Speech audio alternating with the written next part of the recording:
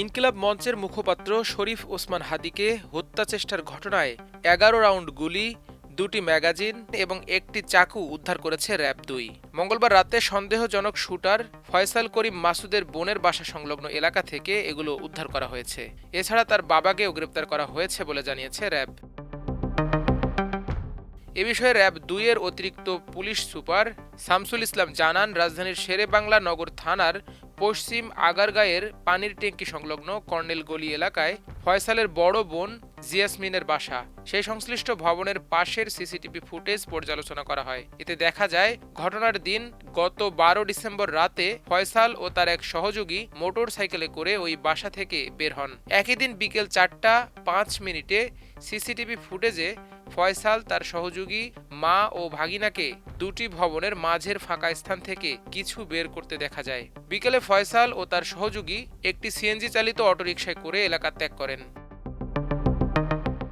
তিনি আরও জানান, সিসিটিভি ফুটেজের ভিত্তিতে র্যাব-২ এর একটি আভিযানিক দল ওই দুই ভবনের মাঝের ফাঁকা স্থানে অভিযান চালিয়ে দুটি ভরা ম্যাগাজিন, ১১ রাউন্ড গুলি ও একটি চাকু উদ্ধার করে।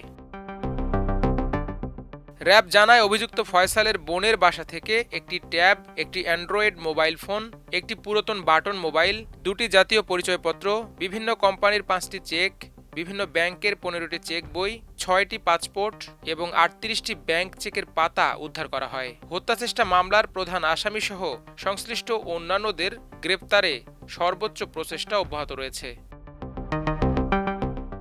র্যাব আরও জানায়, ফয়সালের বাবা হুমায়ুন কবিরকেও গ্রেপ্তার করা হয়েছে। ফয়সালের শ্বশুর বাড়ি নরসিংদী থেকে তাকে গ্রেপ্তার করা হয়। এ সময় ফয়সালের শ্যালকের দেয়া তথ্য অনুযায়ী স্থানীয় একটি পুকুর থেকে ৩টি অস্ত্র উদ্ধার করা হয়েছে। র্যাবের আইন ও গণমাধ্যম শাখার পরিচালক wing commander M Intekhab Chowdhury জানান, ফয়সালের মাকেও রাতে র্যাবের কার্যালয়ে জিজ্ঞাসাবাদের জন্য আনা হয়েছে। এর আগে গত ১২ ডিসেম্বর রাজধানীর বিজয়নগরে ত্রয়োদশ সংসদ নির্বাচনে ঢাকা ৮ আসনের সম্ভাব্য প্রার্থী ওসমান হাদিকে চলন্ত মোটরসাইকেল থেকে গুলি করে হত্যার চেষ্টা করে দুই সন্ত্রাসী। তাদের এখনও গ্রেপ্তার করতে পারেনি আইনশৃঙ্খলা রক্ষাকারী বাহিনী। তবে এরই মধ্যে রটে গেছে যে হামলাকারীরা সীমান্ত অতিক্রম করে ভারতে পালিয়ে গেছে। হাদির অবস্থা এখনও আশঙ্কাজনক। তাকে সোমবার উন্নত চিকিৎসার জন্য সিঙ্গাপুরে নেওয়া হয়েছে। বর্তমানে সিঙ্গাপুর জেনারেল হাসপাতালে চিকিৎসাধীন। ব্রেইন ছাড়া তার বাকি অর্গানগুলো কাজ করছে বলে জানা গেছে। মঙ্গলবার বাংলাদেশ সময় দুপুর ২:৩০টায় হাদির সাথে সিঙ্গাপুরে থাকা তার বড় ভাই ওমর ফারুক চিকিৎসকদের বরাতে এ তথ্য জানান। ওমর ফারুক জানান, হাদির ব্রেইন ছাড়া বাকি অর্গানগুলো কাজ করছে। ব্রেইনের ভিতরে বুলেটের টুকরো আটকে আছে, অপারেশন করতে হবে। তবে তার স্বাস্থ্য বর্তমানে অপারেশনের উপযুক্ত নয়। এ জাতীয় অপারেশনের জন্য যুক্তরাজ্য ও যুক্তরাষ্ট্র সেরা। তবে সিঙ্গাপুর থেকে লন্ডনে নেয়ার মতো তার শারীরিক অবস্থা বর্তমানে নেই। এদিকে আমার দেশের সাথে মঙ্গলবার রাতে এক টকশোতে ঢাকা মেডিকেল কলেজ হাসপাতালের নিউরোসার্জন ও হাদির চিকিৎসায় যুক্ত ডাক্তার আব্দুল আহাদ জানান, হাদির মাথার খুলি এখন সাভারে সংরক্ষণ করে রাখা হয়েছে। ব্রেনের যে বাম পাশের হাড্ডি আছে খুলির, সেটা আমরা খুলে দিয়েছি। মূলত এটা লাইফ সেভিং প্রসিডিউর, ডিকম্প্রেসিভ ক্রেনিয়েক্টমি বলে। এটা হলে যেটা হয়, আমাদের ব্রেন তো একটা কাভারিংয়ের মধ্যে আটকা থাকে। এখানে একটা আমাদের রুলস আছে যে ব্রেনের যে স্পেসটা এটা ফিক্সড। এটা ব্রেন ম্যাটার, এখানে রক্তনালী এবং পানি থাকে, এই তিনটা জিনিস থাকে। যদি কোনো একটা বেশি হয় তাহলে বাকি দুইটা হ্যাম্পার হবে। তো আমরা যদি ব্রেইনে পানির পরিমাণ বেশি হয়, যখন এখানে ইনজুরি হয়েছে, এখানে ইনফ্লামেশন হবে, পানির পরিমাণটা বেড়ে যাবে, তার মানে তখন ব্রেন টিস্যু ড্যামেজ হবে, কারণ জায়গা তো ফিক্সড। এই ঘরে যদি আমরা দেখি যে ২০ জন মানুষের স্পেস আছে, আমি যদি এক্সট্রা কোনো আরও ৫ জনকে ঢোকাইতে চাই, তাহলে অবশ্যই ৫ জনকে বের করতে হবে। ঠিক একইভাবে যে ব্রেনের যে রুলস আছে, মনরো কেলি ডক্ট্রিনস বলি আমরা, তো পানির পরিমাণ তো বেড়ে যাবে, তখন ব্রেন টিস্যু ড্যামেজ হয়ে যাবে। এটা যাতে না হয়, ব্রেনকে এক্সপান্ড করে দেওয়ার সুযোগ তৈরি হয়। এই কারণে আমরা বাম পাশের যে খুলির হাড্ডি আছে সেটাকে ফেলে দিয়েছি এবং কেটে সাভারে যে বোন ব্যাংক আছে প্রিজার্ভেশনের জন্য, সেই ব্যাংকে রাখা আছে। এ সময় ডাক্তার আব্দুল আহাদ হাদির চিকিৎসায় গঠিত মেডিকেল বোর্ডের পর্যালোচনা অনুযায়ী হাদির বর্তমান শারীরিক অবস্থা তুলে ধরেন। যে বর্তমান পরিস্থিতি আমরা জেনেছি যে তাকে উন্নত চিকিৎসার জন্য সিঙ্গাপুর জেনারেল হসপিটালে নেওয়া হয়েছে। তার অবস্থা আজকে লাস্ট পর্যন্ত আপডেট আগের মতোই ক্রিটিক্যাল বা স্ট্যাটিক। তার অবস্থা ডিটোরেট করে নাই।